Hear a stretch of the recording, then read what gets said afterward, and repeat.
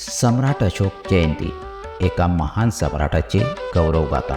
सम्राट अशोक यांचे नाव भारतीय इतिहासात एका अशा शासकाच्या रूपात नोंदवलेले आहे ज्याने केवळ एक विशाल साम्राज्य निर्माण केले नाही, तर आपल्या तलवारीच्या ताकदीपेक्षा आपल्या विचारांनी आणि शांततेच्या संदेशाने जगाला प्रभावित केले।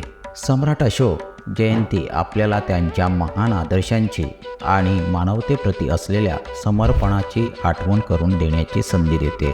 सम्राट अशोकांच्या सुरुवातीचे जीवन एक महत्त्वाकांक्षी आणि पराक्रमी योद्धा म्हणून होते, परंतु कलिंग युद्धाच्या भीषणतेने त्यांचे हृदय हेलावून टाकले। युद्धाच्या मैदानात झालेला विध्वंस आणि रक्तपात पाहून त्यांना तीव्र दुःख झाले आणि त्यांनी हिंसाचाराचा मार्ग कायमचा सोडून दिला।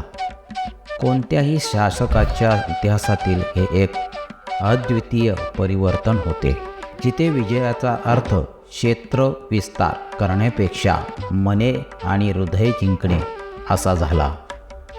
कलिंग युद्धानंतर सम्राट अशोकांनी बौद्ध धर्माचा स्वीकार केला।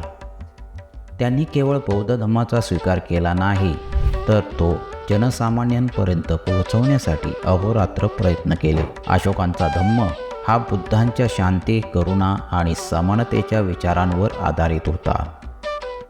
त्यांनी धम्म प्रसारासाठी आपल्या पुत्र महेंद्र आणि पुत्री संघमित्रा यांना श्रीलंकेला पाठवले होते।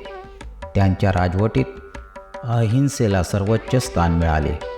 बुद्धांच्या शिकवणीनुसार त्यांनी अहिंसेचा मार्ग स्वीकारला आणि पशुपक्ष्यांच्या हत्येवर बंदी घातली। लोककल्याणकारी कार्ये त्यांनी बुद्धांच्या प्रेरणेतून रस्ते बांधले, सावली देणारी झाडे लावली, धर्मशाळा बांधल्या आणि रुग्णालयांची स्थापना केली। धार्मिक सहिष्णुता त्यांनी सर्व धर्माचा आणि संप्रदायाचा आदर करायला शिकवले। त्यांच्या शिलालेखांतून बुद्धांचे शील आणि धम्म या मूल्यांचा प्रसार झाला। आज जेव्हा जग हिंसा, कट्टरता आणि स्वार्थाशी झुंजत आहे, तेव्हा सम्राट अशोकांचे आणि बुद्धांचे विचार अधिक प्रासंगिक ठरतात। त्यांचा धम्म आपल्याला शिकवतो की शक्तीचा खरा उपयोग इतरांना घाबरवण्यात नाही, तर दुर्बलांचे रक्षण करण्यात आणि समाजात समरसता आणण्यात आहे। त्यांनी ज्या लोककल्याणकारी राज्याची कल्पना केली, तोच आजच्या सुशासनाचा आधार आहे। सम्राट अशोक जयंती हा केवळ एक उत्सव नाही, तर एक प्रेरणा आहे। ती आपल्याला आठवण करून देते की महान शासक तो नाही जो केवळ जमिनीवर कब्जा करतो, तर तो आहे जो लोकांच्या हृदयावर राज्य करतो।